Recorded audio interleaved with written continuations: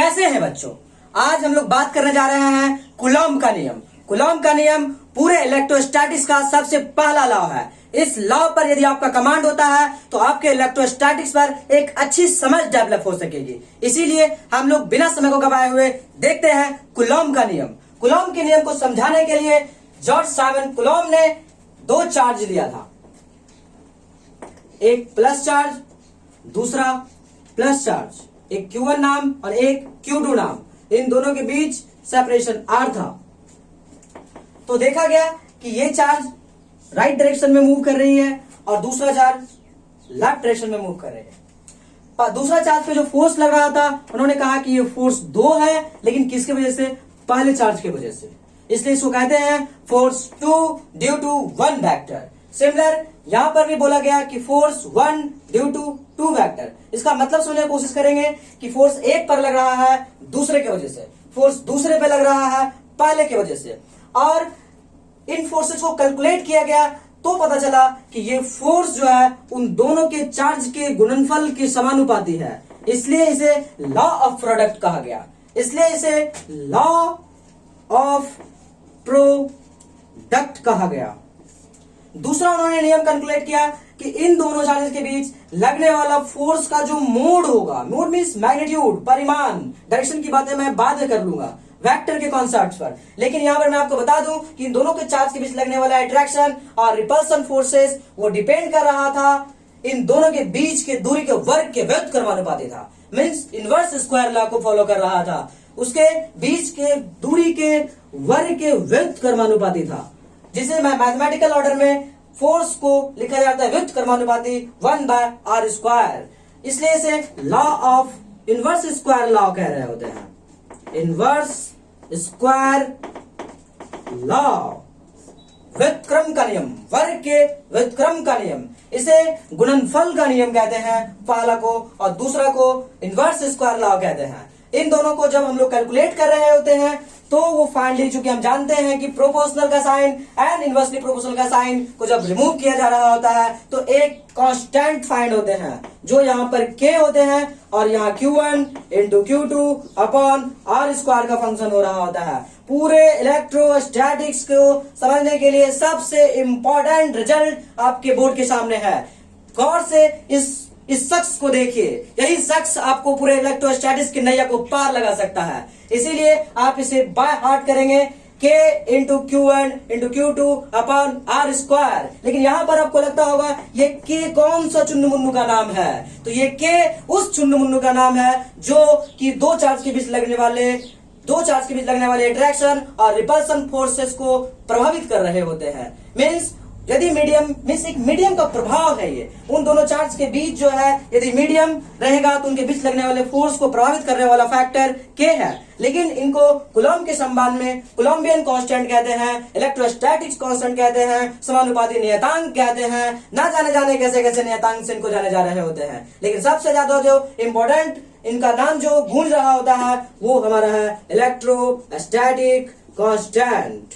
Electrostatic constant, my dear friends, इसको कहते हैं इलेक्ट्रोस्टैटिक कांस्टेंट। इसीलिए हम लोग बात कर रहे हैं कूलॉम के नियम पर। लेकिन जब बाय प्रैक्टिकली इनको कैलकुलेट किया गया तो K का वैल्यू 1/4πε0 देखा गया है। 1/4πε0।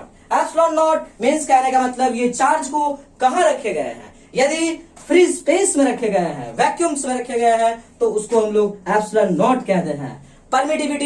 Permittivity of free space, permittivity of free space. Permittivity word मैं आपको बता दूं दोस्तों कि ये दो वर्ड से मिलकर बना हुआ है, परमिशन प्लस एक्टिविटी। दो फोर्स के बीच लगने वाला अट्रैक्शन और रिपल्सन फोर्स को कितना परमिशन दे रहा होता है, उस मीडियम का वैल्यू है एक्चुअली में क्या, permittivity of the free space. लेकिन यदि इसी चार्ज को किसी एक खास मीडियम में रख दे रहे होते हैं तो कूलॉम ने कूलॉम्स लॉ में ऑब्जर्व किया, कूलॉम्स लॉ में ऑब्जर्व किया कि उनके बीच लगने वाले मीडियम पर वो डिपेंड कर रहा होता है। इफ इस मीडियम का डाइलेक्ट्रिक कांस्टेंट एप्सिलॉन r है। Dielectric constant means relative permittivity, relative permittivity, relative permittivity. तो रिलेटिव परमिटिविटी का रिलेशन एब्सोल्यूट परमिटिविटी के साथ एक जा रहा होता है, जो एब्सोल्यूट परमिटिविटी लिखे जा रहे होते हैं epsilon naught into epsilon r. इसलिए एप्सिलॉन आर का वैल्यू आ रहे होते हैं एप्सिलॉन अपॉन एप्सिलॉन नॉट। ये मीडियम का वो फैक्टर है जो डिसाइड करता है कि दो चार्ज के बीच लगने वाला अट्रैक्शन और रिपल्सन फोर्स कितने फैक्टर से घट जाएगा, कितने फैक्टर से घट जाएगा। जो हवा में फोर्स लग रहे हैं वो फोर्स कितना होगा, और जब किसी मीडियम में जो फोर्स लग रहा होगा वो कितने फैक्टर से घट जा रहा होगा, उसी फैक्टर्स को मैं कह रहा होता हूं रिलेटिव परमिटिविटी।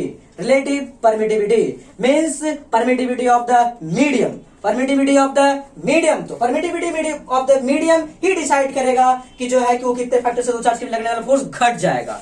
और मैं आपको बता दूं कि इन सारे फैक्टर्स को जब यहाँ पे सब्स्टिट्यूट कर रहे होते हैं तो फोर्स का वैल्यू यहाँ फाइंड हो जा रहे होते हैं 1/4 pi epsilon naught into epsilon r Q1 into Q2 upon are square. लेकिन मैं बता दूं आपको दोस्तों कि सबसे ज्यादा जो फार्मूला मैं इस्तेमाल करूंगा न्यूमेरिकल्स के रूप में वो आपका होगा K Q1 into Q2 upon are square. क्योंकि जब आप किसी भी दो चार्ज के बीच या अनंत चार्ज के बीच लगने वाले फोर्स का जब कैलकुलेशन कर रहे होंगे तो K को लेके चलना आसान बात होती है, लेकिन 1/4 pi epsilon naught into epsilon R को ढोए लेके साथ में लेके चलते रहना जो है आसान बातें नहीं होती है। इसलिए मेरे दोस्तों सबसे ज्यादा इंपॉर्टेंट फार्मूला जो आपको इस्तेमाल यूज में रखना है और याद में रखना है वो हमारा क्या है, K Q1 into Q2 upon are square. और रहा बात की इस पर बेस्ड आपको प्रॉब्लम बनानी है कूलॉम्स के नियम पर, तो आपके पास एक सबसे इंपॉर्टेंट सूचना होना चाहिए वो वेक्टर का। वो इसलिए कि हमारा जो इलेक्ट्रोस्टैटिक फोर्स है आइदर अट्रैक्टिव फोर्स और रिपल्सिव फोर्स, उस फोर्स को जानने के लिए जो है आपके पास वेक्टर का कांसेप्ट होना चाहिए। वेक्टर का कांसेप्ट होना चाहिए मींस जब तक आप वेक्टर को नहीं समझेंगे तब तक आप फोर्स की दुनिया को बढ़िया से डील नहीं कर सकते हैं। इसलिए वेक्टर की बातें होगी। दूसरी बातें इसमें मैथमेटिक्स इन्वॉल्व होगा। इसमें मैथमेटिक्स क्योंकि फिजिक्स जो बना हुआ है वो पूरा मैथमेटिक्स पर बेस्ड होते हैं, क्योंकि न्यूमेरिकल की दुनिया में आप तभी तहलका मचा सकते हैं जब आपके पास मैथमेटिक्स का टूल होगा। तो मैथमेटिक्स के टूल के लिए आपके पास कैलकुलस होना चाहिए, कैलकुलस होना चाहिए। वही कैलकुलस मेरे दोस्तों जो न्यूटन साहब का देन है, क्योंकि न्यूटन फिजिक्स को समझने के लिए बिना कैलकुलस को समझे वो फिजिक्स को नहीं समझ सकते थे। और कैलकुलस में भी दो यूनिट सबसे इंपॉर्टेंट आपका होगा डिफरेंशिएशन और साथ ही साथ इंटीग्रेशन। मीन्स डिफरेंशिएशन और इंटीग्रेशन के बिना जो है आप फिजिक्स को नहीं समझ सकते हैं। इसलिए हमारा जो नेक्स्ट मॉड्यूल आप होगा, क्योंकि हम लोगों को न्यूमेरिकल की दुनिया की तरफ बढ़ना है, K Q1 into Q2 upon are square पर यदि आप महारत हासिल करना चाहते हैं तो आपके पास ये मैथमेटिक्स का टूल होना चाहिए। तो नेक्स्ट जो हमारा चैप्टर्स होगा, नेक्स्ट टॉपिक पर जो मैं बात करने जा रहा हूं, वेक्टर एंड कैलकुलस में डिफरेंशिएशन और इंटीग्रेशन का बेसिक समझ means basic mathematics for physics के लिए जो डिमांड है वो मैं आपके सामने लेके आ रहा हूं। इसलिए आप लोग के लिए नेक्स्ट चैप्टर में स्टार्ट कर रहा हूं।